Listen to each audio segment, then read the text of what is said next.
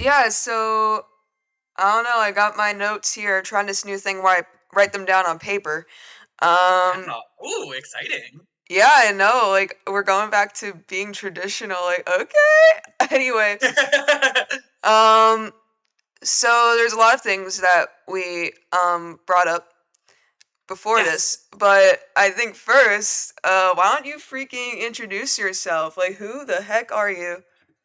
Ooh, oh my gosh. Okay, so I am the official cat vocalokat. I have made songs such as Self-Proclaimed Angel, Daisy Paranoia Girl, and Left Behind Generation. I've been doing music for about 6 or 7 years now, but I've only been posting music on my channel for the last 3.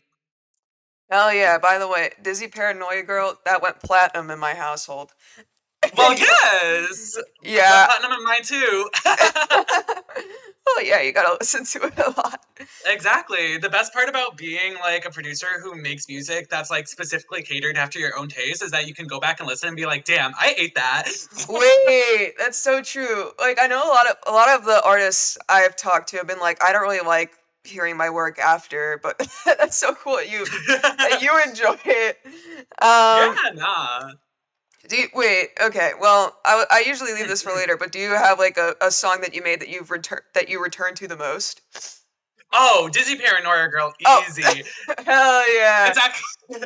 It's actually really funny because that song was what bumped me up to being my number 4 artist on my Spotify. Wait. Wait, that's crazy. Yeah, no, because I'm like, I was going through like such a heavy Kairiki Bear phase when I was making Dizzy Paranoia Girl, and like I still am such a big Kairiki Bear fan, like one of my biggest inspirations like ever. And I go back and I just listen to all the little Kairiki Bear isms that I put throughout the entire song, and I was like, wow, this is so fun. Oh my, dude, that's so awesome that you were your own Spotify Wrapped. I wish you got asked to make one of those videos, and then like you get your own video. Like, aw, wouldn't that be cute? I would live. Anyway, but yeah, freaking speaking of Kairiki Bear, which I've been meaning to go through their entire discography. That's like on my list of like Oh my ones I god. want to listen to entirely. But right now I'm Real. doing I've listened to every single one front to back. yeah, right now I'm doing freaking Yunosuke, and obviously Oh, their I stuff's love great. Yunosuke's work so bad. Yeah, it's so good. But you did mention that you find a lot of your inspiration primarily through Japanese vocal synth music. You want to talk a little bit about that? Especially because Oh like yeah, 100%. wait, sorry I cut you off a little bit, but like No, I've you're good. literally seen people on Twitter be like, "Oh yeah, like Cat's like one of the only like English V-synth producers I listen to," which is like kind of crazy to me. Like I kind of like that you've been No, going through right? that transition. Like you got that transition there. Exactly. No, because I'm like, it's so wild to see people who are exclusively like, I hate English Vocaloid. I like Japanese Vocaloid so much better. And then they like comment on my songs like, wait, this is kind of good. And I'm like, it's working! It's working! The Japanese influence is working! Yeah. You're trying to like convert everyone. Exactly! Because English Vocaloid has gotten such a bad rap, like, in the general Vocaloid sphere. It's like, when I was younger, especially, since I was such a big Vocaloid fan, all of my friends would be like, oh yeah, no, I love Vocaloid, but you would never catch me dead listening to, like, Echo or Monster. Like, I enjoyed the songs personally, but it's like, I would always say that they were mid because all my friends were saying that they were mid. But now I'm, like, taking all of the influences from music that I was listening to when I was younger, like, Hiragi Kirai, Kairiki Bear, Shudo, Wawaka, and like just blending it all into this melting pot that is my own music and putting my own signature electronic brand on it. And I feel like it's been really fun. Yeah, and again, it's cool that you could be that bridge for people because like I've experienced that in other fandoms too. Like I'm a little bit into No, for K-pop, sure. and some people are like, "Man, I hate any other pop that's not K-pop. Like I hate English pop music." And I'm like, No, right? I think that's because you can understand it. Because Yup. sometimes lyrics are a little silly. But you know, I think they always are. In a way, in a good way. Yeah. You know. Oh yeah, for sure. Because I mean, like, I was the same way when I was younger, where like I would have no idea what they were saying in like Tokyo Teddy Bear or Rolling Girl, but I could just feel the vibes through the music because the producers behind everything were so good at what they did. And then I just love the songs because of the essence that they emit rather than the words that they're actually saying, even though they do both have really good lyrics. Oh yeah, I'm a big vibes detector when it comes to music. Like there's some songs where I just keep returning to them because they just have a specific feeling that they convey. Um Exactly. so I'm assuming you try to do it with your songs as well. Oh, Um 100%. is there any like let's guys do a little bit of freaking songwriting composing here. Are there any like Ooh, okay. methods that you use to like convey certain emotions in your work? Like I don't know. I'm not a composer, so I don't really know how this works.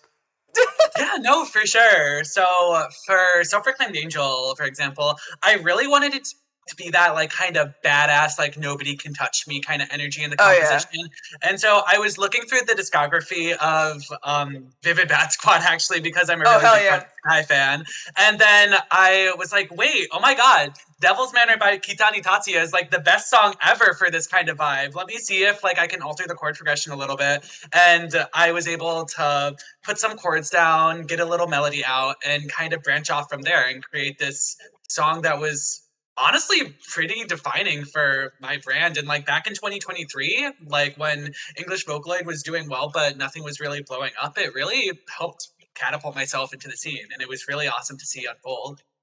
Yeah, and that's again really cool how you're taking inspiration from others. Like you probably got, that playlist going on where it's like song inspo. Yup, Yeah, I, yup. I I do that. Like I'm freaking in school for animation. I got that with like the short films I do because I'm like, this is like the feeling I need to be in and capture when I make this. Exactly. Like for Disney Paranoia Girl too. I know we keep on talking about it, but I really wanted that kind of frantic manic energy. And I feel like that's why I went and listened to a lot of Kairiki Bear for inspiration for it, because I was like, why don't I just make a song that vents all of the anxiety and all of the mental illness that I felt over the last like 19 years and just throw them into one song? And then I did. And through the help of Darling Syndrome, Electrostatic Girl, and Inai Inai Reboot, some of my favorite albums of all time, by the way, Oh I yeah. was able to kind of just mesh all of it together into this amalgamation of like J rock, edgy, but still very fun. Yeah, and I could really tell that you were able to do that because it went platinum in my household. Um, but yeah, sorry, I'm just referencing my notes here. Freaking. Yeah. Um, so you be writing a lot of songs, and I'll keep the plug at the end. I'll keep the Uh-huh, plug uh-huh, at the uh-huh. end. But you know what? Let's talk about it a little bit. Do you like what you got coming? What you got coming up? Like Ooh, anything okay. in particular you're like really excited for? Out of the things that I'm like really excited for, it's probably my next song, which is going to be coming out in late February for Vocacole. It's a collab with the very talented Akupi, and I'm actually getting Susie to do the video for it. It's Ooh, very I love yup, Susie's videos. yup, I love Susie's videos. Dude, freaking Speed of Spice went platinum in my household before it even went literally, on streaming because I was like just literally, looking at it. It was like a little baby sensory video. I love a good baby sensory exactly. video. So that No, that I love Loop. like I I I already be listening to your music when it drops, but that's a little like, cherry on top. Exactly. Nah, I'm the same exact way. Like when there's a new drop on YouTube and I can't listen to it on streaming services yet, like with Confessions of a Rotten Girl by Oh, Sawtone. that video is Oh so my good. That video god. is so good.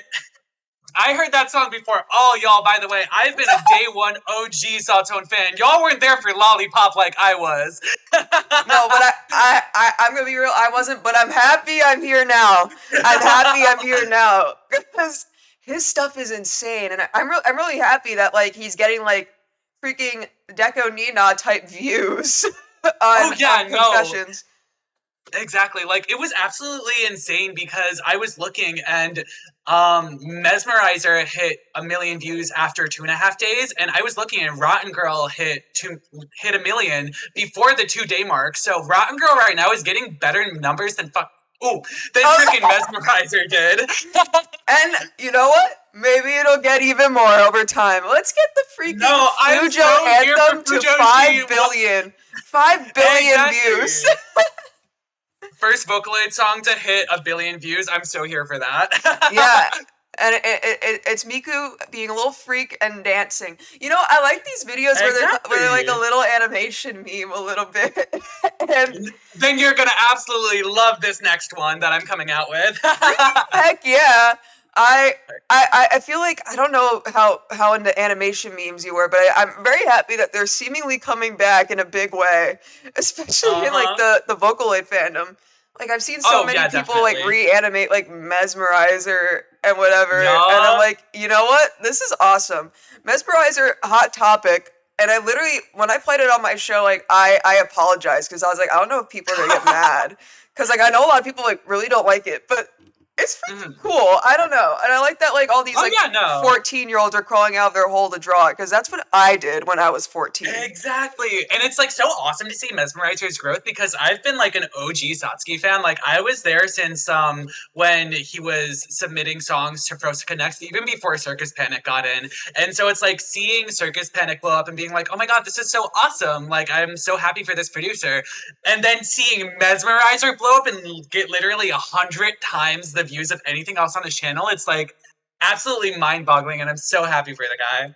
Yeah, it's like again, I also was not on the ground floor for him. I Mhm. I feel a little fake. I was No, you're there. good. I was there for Circus Panic though because I heard it in Project Sekai and I was like, this is Real. freaking awesome.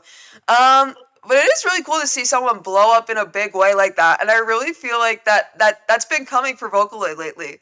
It's been happening. A lot of people be liking Teto right now. She's having her moment. Yup, yup. Very happy for her. I'm very happy for her. But yeah, I'm very excited. You know what? Weird question. Yeah. When you write your music, do you like consider like how it would appeal to like a wider audience, like animation meme wise, like or whatever? Or do you just do it for you? Sometimes. I, for the most part, I really do it for me. Like, especially with the creation process. Like, for the very beginning of songs, like I never start a song with the prospect of I want this to blow up. Like, I just started because there's a vibe that I kind of want to emanate, or like just something that I really want to create. And sometimes throughout the production process, it really gets to the point where it's like, okay, I can see this getting big if I just kind of hone in on a few aspects here or there and like get a specific illustrator or a specific animator for all this. And I kind of felt that with Self-Proclaimed Angel. I was like, wait, this is so much better than anything else I released, and it really does have that kind of animation meme vibe, especially Yeah. towards the bridge. And so when I reached out to Soup, I asked if they could do something kind of similar, and then they did, and I was like, oh my god, this is absolutely perfect, like exactly what I had in mind. Love Soup, by the way. Their art style is so amazing, and feel so lucky that I was able to work with them. And I just seeing it kind of blow up after, because it was a very gradual increase in views for the first couple of days, and then it just exploded one day out of nowhere. Like it was already getting more views than anything else on my channel, and then just one day it got like 14,000, and I was like, oh my god, like this is crazy. And now it's at like 1 million, and I'm like, it feels so weird being one of the people at the primary front of English Vocaloid right now, because I've been a part of the scene as a fan for so many years, since I was like in middle school, and I was listening to Circus and Crusher and Kira and Ghost and Creep and Fairy, and even like Rip and GHPZ. Like I was listening to their music all throughout middle school and all throughout high school, and it's so crazy that now not only am I sharing a space with them, but I get to call these people my friends and my acquaintances, and I feel really lucky to be able to be a part of such a really amazing thing.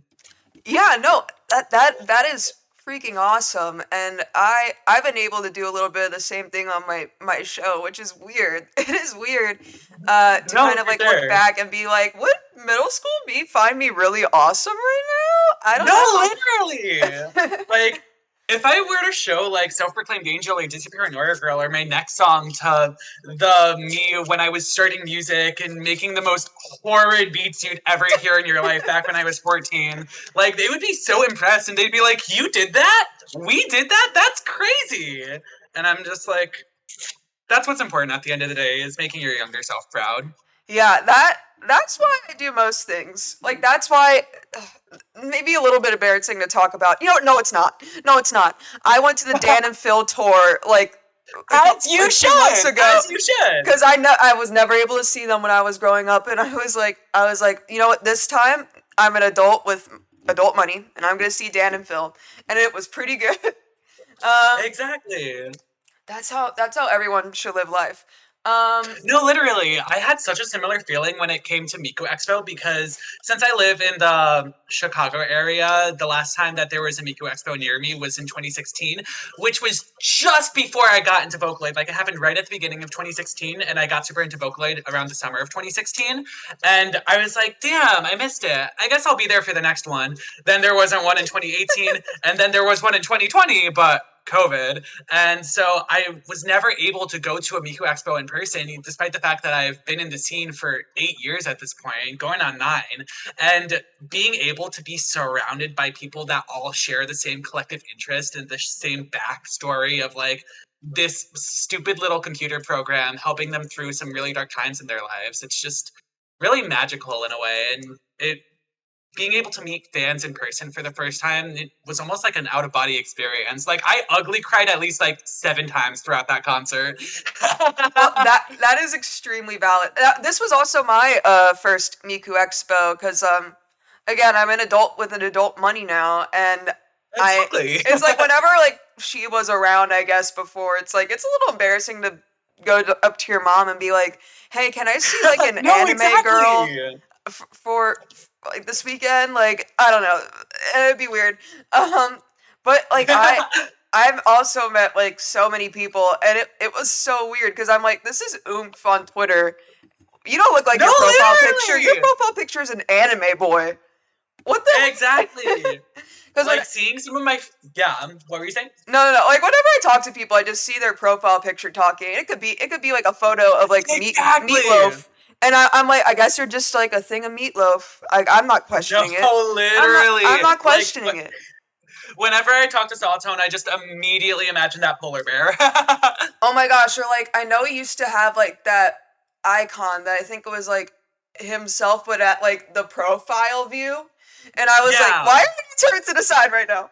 Like what I only saw him briefly so I could give him a bracelet, but I was like, you need to turn to the side. Yeah, it's just like funny little things like that. What do you think though?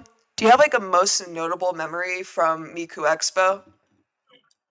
Oh, that's so hard. I know there's probably a lot. There's definitely a couple, but I think the moment that stands out most to me, um, is it okay if I say 2? Is it okay if I say 2? Yeah, no, you could say too. We're not strapped for time here. Okay. So the first moment that like absolutely just like made me bawl my eyes out more than anything else was Unknown Mother Goose. The second I heard like the intro drums playing, I immediately knew that it was coming, because I had seen every single live performance of that song up until that point, because I'm such a huge Wawaka fan. And to be able to finally be in that space and experience Unknown Mother Goose live for the first time, a song that had helped me through so much when I was younger, and like it's honestly part of the reason why I'm standing here today. Like, not to get personal, but I was going through a really rough time when I was in middle school specifically, and Wawaka passed away right at the end of my 8th grade year, and I was just listening to Unknown Mother Goose like constantly on repeat. And I just being able to look at where I was then compared to where I am now, and the amount of growth that I've made as a person, like with the help of music to guide me along the way, just really made me think of life in a new light. And I know that's so crazy to be like, Miku Expo gave me an existential crisis, but it kind of did. And it made me appreciate things in a very new way. And it felt so beautiful. And like that kind of ties into the other moment that I was talking about, where I just saw this group of pretty young kids running up to me. Like, I think that they were about like maybe 11 or 12, because I posted a picture of me on Twitter, and I was like, hi, if you see me at Miku Expo, come say hi to me. I'm going to be handing out stickers and stuff. And this like group of like 4 or 5 kids all run up to me and they're like, "Oh my god, are you Kat? Oh my god, we're such big fans of you. We love all of your songs so much." And it was like, it's so crazy that like songs like Housewife Radio, or again when I was their age, or what songs like Self-Proclaimed Angel and Dizzy Paranoia Girl are to them. And it's like so wild seeing how now everything in the Vocaloid scene is cyclical, and like there is going to be like a new wave of producers that are going to come up and replace me when I'm done with everything, and it's just going to happen again and again because it is like a pop culture phenomenon that's never going to stop due to the nature of Vocaloid, and it's so awesome to see. Yeah, that's so cool that you had like a group of people that were your age come up to you, be like, "Oh my god, love you." That's just like No, really cool to me. literally. And also, not judging you for getting emotional at the Wawaka song, because I did a little bit too, and also I screamed myself hoarse when Kaido was on the screen. So Yup, yeah, Literacy by Wotaku, you will always that be song famous. was so freaking. It was such a good choice. Yup. Yeah, but that's so cool that you're really able to see the growth that you've had and like the influence on the community.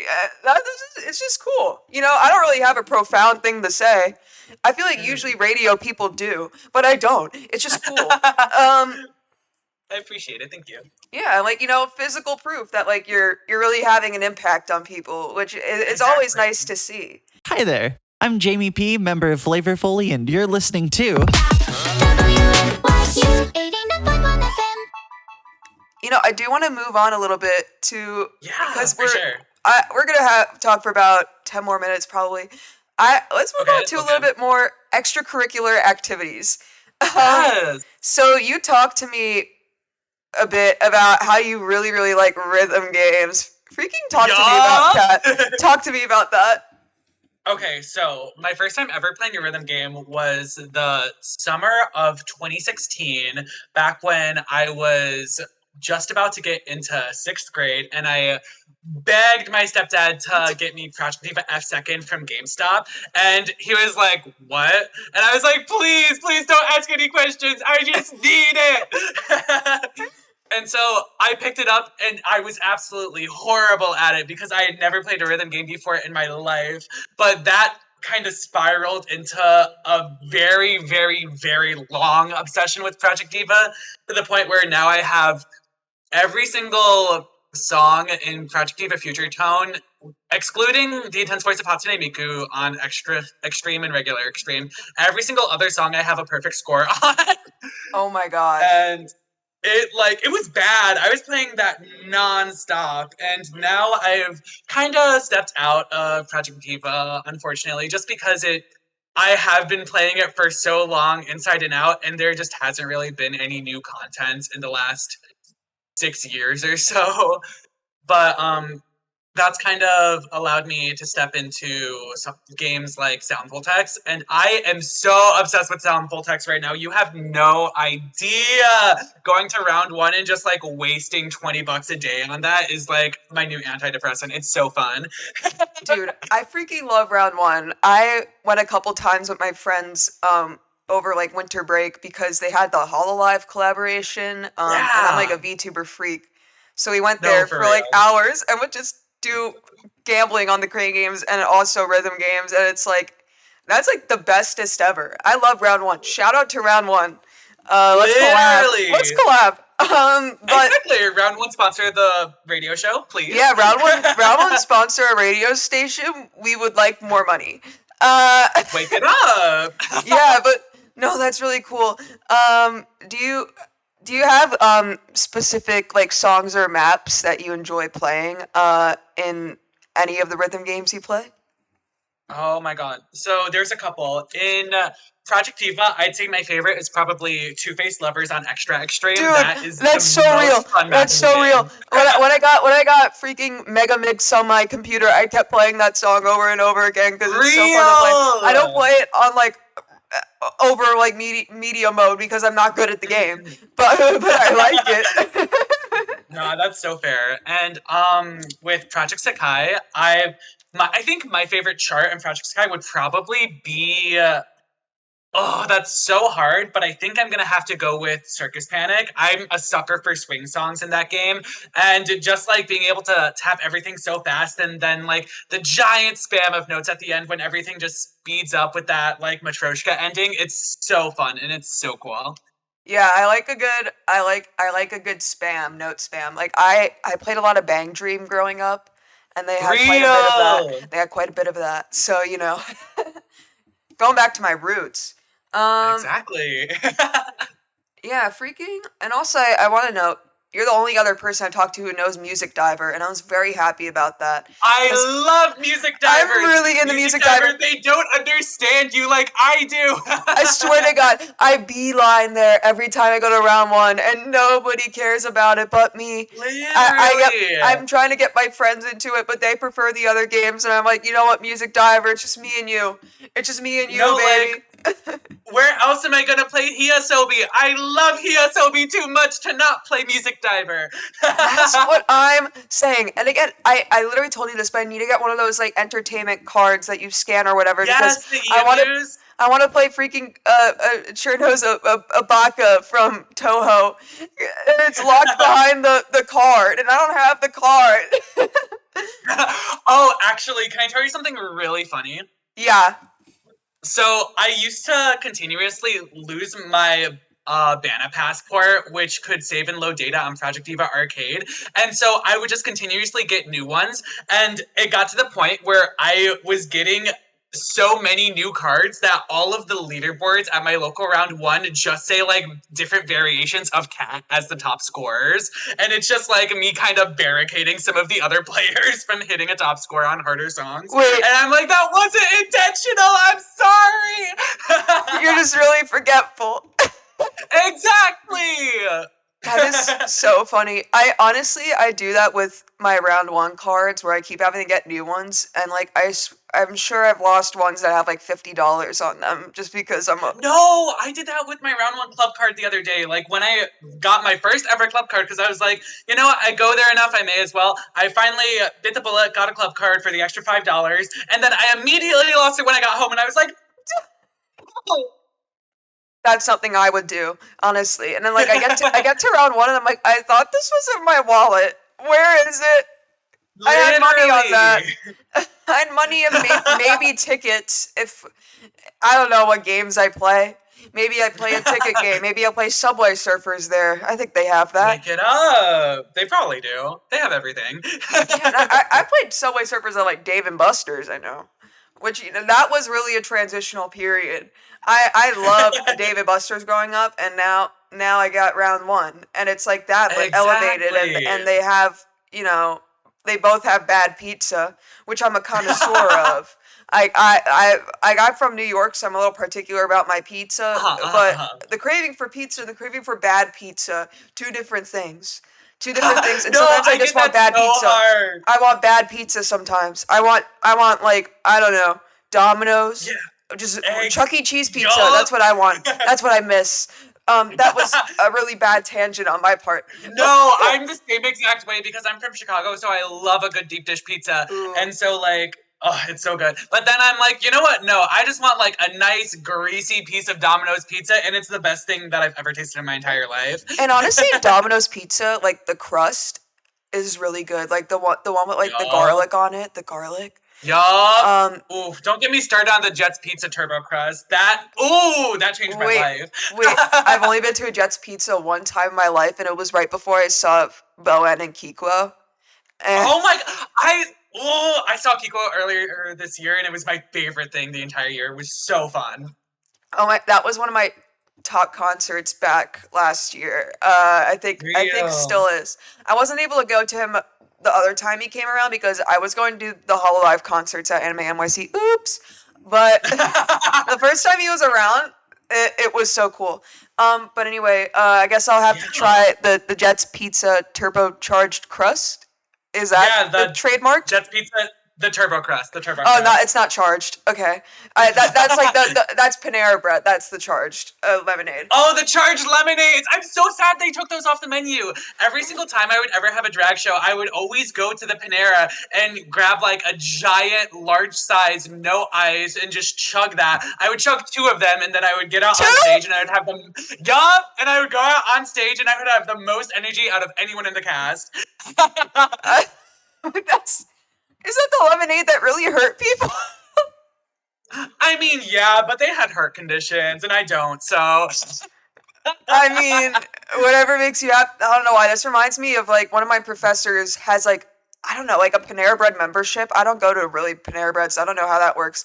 And he would come in, like, every week with, like, a big charged lemonade, and we were like, dude, should he be drinking that? And he's like, I don't really care. Everything in moderation. You can have a little bit of the Panera charged lemonade as a treat. Exactly. Like, I would never have it unless I was doing something where I needed a lot of energy, and then I would save, like, my Panera card and immediately go there. Hell yeah. But I actually, good segue, because I did want to talk about your drag, because I'm very, very interested in that. Yes. I don't know if this is embarrassing, but I've gotten really into RuPaul's Drag Race. I literally listened to it the entire time I was working on my film last semester. Love that. So, great background noise. I love listening to people argue. Yup. I don't know, just like reality TV is good for that sometimes. Exactly. But I just want to talk a little bit about your drag. Like, well, how would you describe yourself as a drag artist? Ooh, as a drag performer, I have definitely tried going for the more like spooky, alternative, gothic approach with a lot of the things that I do. Those are always the drag queens I love. Like I love that. I love to be little freaks, Exactly, and I always kind of try incorporating my love of anime and video games and Vocaloid into what I do, and one of the actual namesake for my drag name is Marceline the Vampire Queen from Adventure Time. Oh, that's awesome. So everybody calls me Marceline when I'm in drag. And I've only done 6 performances so far because I'm still under 21 and I can't really get a lot of space to perform because it's such like a bar heavy scene. So every time I do perform, it's like at a theater or a community center as opposed to like a club where most people do perform. But something that I do really enjoy is the fact that I have been able to incorporate Vocaloid into what I do and seeing the people that respond to it. Like I performed an English cover that I made of Aishte Aishte Aishte last Sunday and hearing some of the people scream like you cut out when you screamed. You fully cut out. There was no audio. But people were like, "Oh my god, I love this song so much!" And I was like, "This is for you. I'm doing this for you. I see you. I understand you. You're just like me for real." And so, like, that's why I love going for the more alternative side of drag, is because, like, while it is like less palatable and less like accepted by a general audience, like the people that do love it so much more. And it's like so amazing to me, all of the people who say that like they never even think about like doing drag, but because they saw me perform and they saw me do like a Vocaloid song and be all spooky and creepy, they would like want to try it now. And it's like that feeling is like absolutely amazing. Dude, I love that. You're a trendsetter in multiple spheres. A little bit. Like you're kind of like really influential. No, right? I'm like, oh, thank you. Not me being like kind of important. That's kind of gaggy. Yeah. This is a question mainly for me, but I do want to ask if you have a favorite drag artist. Ooh, definitely Hosto Teratoma. I love Hosto Teratoma. If you're not familiar with their work, definitely check it out after this. Wait, can you spell it so I could put it on my Google? Yeah, no, for sure. I'll just send you it right now. Yeah, sorry, because I want to look into that after, because what you're describing to me about the kind of aesthetics that you like, it would be definitely really up my alley. So, Hosto Teratoma? Yeah, Hosto Teratoma. Everyone, check them out. But the main reason why I wanted to do drag for the first time was after watching this show called Dragula. It's basically like Drag Race, but Bro, more aimed I towards literally, like I've been meaning to spooky and watch creepy that show. drag. I've been meaning to watch it. It's so good. Yeah, Watch season 4. Season 4 is my favorite. Okay, that's what I'll start with then. Like, I maybe Okay. to watch it, but sometimes I get overwhelmed when I start a new show. But maybe this will be what drives me to do it, because I heard that they have a lot more like spooky or alternative drag, and I'm like that's what I like. Those are always my favorite queens on Drag Race. So it's Exactly. like, you know. Yeah. Anyway, sorry for cutting you off. I'll continue.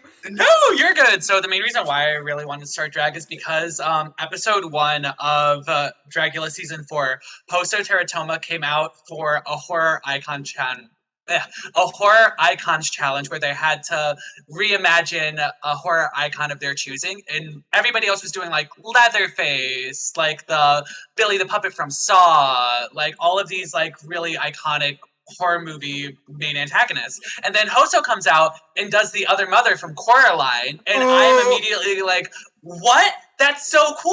I would have never imagined to like combine something that like I enjoyed so much as a child with like this like horrifying like spooky side of drag, and it's done in such a unique and original way. It made me want to start doing drag right then and there. And it's like I would not be doing drag without Hoso Teratoma. So thank you, Neva.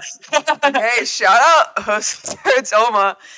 Feel free to clap. Anyway. Well, yes. No, it's so crazy because like I've gotten pretty close with Creepy these past couple months, and Creepy is really good friends with Hoso. So like every single time we're talking, like Hoso comes up and I'm like, oh my god, hey Diva. Oh my god, not me wearing my Hoso sweater to our hangout. That's crazy. Dude, that's why is it? I feel like the more people I meet in this fandom, I guess, like the more it's like I get like less degrees of connection away from like really random people, and I'm like, why does everyone know everyone? And it's like not even just like other Vocaloid people. It's like freaking Hoso Teratoma. I'm like, whoa, everything's coming together. It's no, crazy. Right? I'm like, that's how I feel sometimes because I'm like, the person who mastered Jamie Paige's album, Marcy Neighbors, actually worked on the Deltarune soundtrack. And so I'm like, what do you mean I'm like 2 degrees of separation away from Toby Fox? That's so weird. What? No, wait. Jamie was on my show with Flavorfully. Now I'm, what, 3? What was that? I'm like, what, 3 from freaking Toby Fox now? Man. Yep. Life is so Sugoi. I can't lie. But anyway, we've been recording for, oh my gosh, nearly 40 minutes. Time flies when you're having fun. Yeah, no, this is so much fun. I've been having a blast. Thank you so much for having me. Yeah, no problem. It was really, really fun talking to you.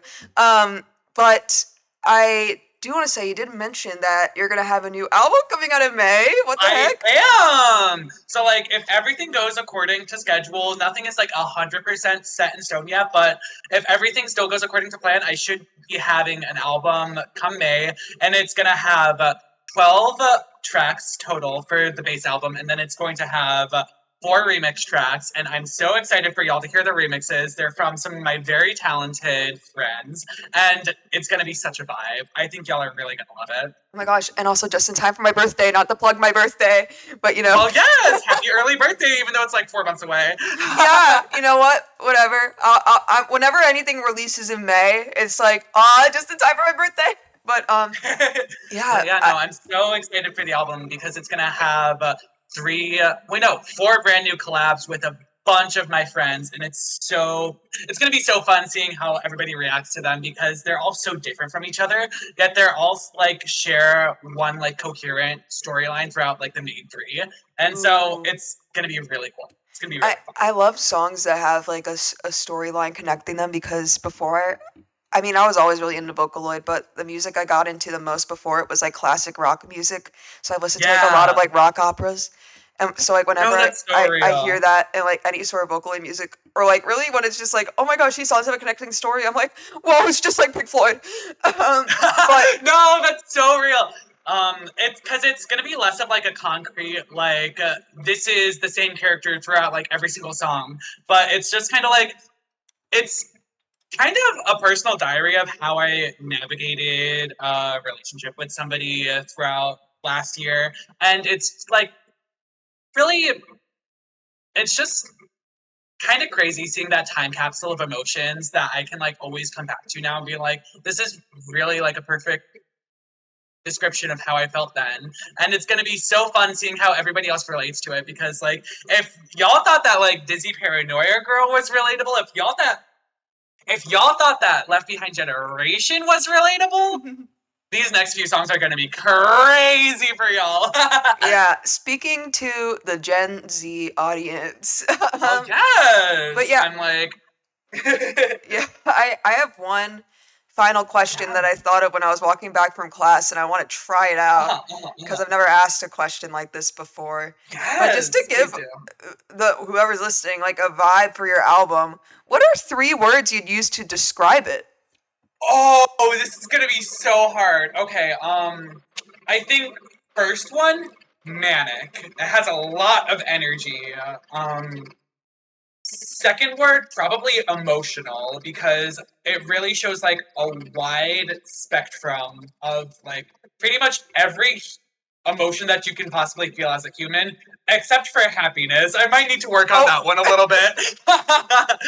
But then I feel like the last word that can truly describe it would probably be almost kind of juvenile, because it really does feel like an encapsulation of like all of my thoughts as a teenager trying to navigate mental health, because all of the songs are completely written except for the final closing track, because I want that one to be like kind of looking back on everything and seeing myself with a brand new perspective, and so I'm saving that one for the very end until I'm like really feel ready to finish it. But for tracks 1 through 11, it really shows like how dynamic and how intense you feel everything when you are that young age. And it's really cathartic being able to use music as a way to escape from everything, not only as someone who writes music, but also as someone who listens to it. So I feel like manic, emotional, and juvenile are probably going to be like the 3 words that best describe it. And I love that. You're very thoughtful about it. I really like that too. But you know, I think we're the same age. We're both 20, yeah. Yeah. So also not that long ago when I was a bit younger, and you know, a bit juvenile and emotional. So I'm very excited to see how I'll listen to it too. Yeah, So- I'm like, this album is for the people who are going through situationships. I'll say that much. Yeah, which it's a lot of people. You know, we're casting Yup, a wide net in this community. And you know what? When the album drops, freaking let us know what you think on twitter.com. yes. Live tweet it, think about it, trauma dump about it. Do whatever makes you happy and comfortable. But nah, this next song is for the easily attached hopeless romantics out there. Y'all are just like me for real. heck yeah, and that's coming out. Do you have a solid date in February? Hold on, let me check really quick, because it is for Vocaloid, which love Vocaloid, by the way. Such a fun online festival. I should know when that is. I'm so fake. I'm so fake. If everything gets finished in time, it should be out February 21st, so a month from today. February 21st. Well, a month from when we're recording a little under a month when this airs. A little under a month when this airs. Yeah. So freaking tune in February 21st for Kat and Akupi's new song. I'm sure it's gonna be Flames. I don't know it, yes. but it's just gonna be Flames. I'm just gonna. I have a lot of people saying that it's my favorite song that I've made. Wait, no, their favorite song that I've made. There we go. Well, is it also your favorite song? It's up there. It's definitely, probably the catchiest song I've ever made. I think it's really catchy. Oh, that's good. I like a good hook, and I like a good bridge. Oh, yeah. And I feel like these are definitely my favorite lyrics I've ever written too. Thank you. Ooh, you're gonna love this bridge. Dude, I'm so excited. Really I was literally talking to my dad the other day about how we need to bring back bridges in music. No, literally. I'm like, almost every single song that I've ever made has like a bridge that I've put everything into. I feel like it's really funny because the only song that doesn't really have like a concrete bridge is Dizzy Paranoia Girl. Yeah, that's my favorite that I've made. So I'm like, why is the math not mathing? Wait, why did I think that had a bridge? I should listen to it again after this. It's probably because it has that like instrumental break into Oh, the little yeah. tiny fake out chorus. Well, I think we need to But- also bring back instrumental breaks. Like, Yup, what's a throwing little a bit. sick guitar riff into every song? That's what that means. We need a little Literally, Jimmy Page in here doing whatever he exactly. did back in the day. Like, Because Dizzy Paranoia Girl, yeah, no, Dizzy Paranoia Girl would not be the same without that Death by Glamour synth solo. yeah, and freaking shout out to Undertale. Yo, Shout out to Toby Fox. Toby Fox for single-handedly influencing my entire discography. Love And you, Toby Diva. Fox, if you want to collab, hit me up. Yo, literally, I'm like, Toby Fox, you need a co-producer, I'm right here, Diva. Bro, oh my gosh. Vocalokat on the Deltarune soundtrack? Deltarune Chapter When- 6, wake it up! When is this collab happening? When are we getting Exactly! synthesizer V vocals in the Deltarune finale? That's No, the question literally. I'm asking. But anyway, so we have talked a lot, so I think we're going to wrap it up now. But thank you so Okay, much okay, for okay. coming and Yeah, no. speaking. This is really fun. This was a fun one for me. Oh my, Oh, yeah, I'm glad. I thought for a second I did not record anything. I did because I was so scared. I was like, I'm not doing this again. I'm not doing this again. Oh my god. Because I'm on OBS and it says it's like the streaming button on top and the recording button on the Yes, bottom, and it no, says oh my start God. streaming. It says start streaming, and I thought for a second I was like, I didn't start. I thought I did, but no, I did. We're good. Yay! But yeah. I don't know if you can. I don't know if Discord's picking it up, but I'm clapping right now. yay! I'll clap. Yay! But yeah, thank you so much again. I hope this was Of fun for course. you, and I'm gonna. I was having such a good time. Yay!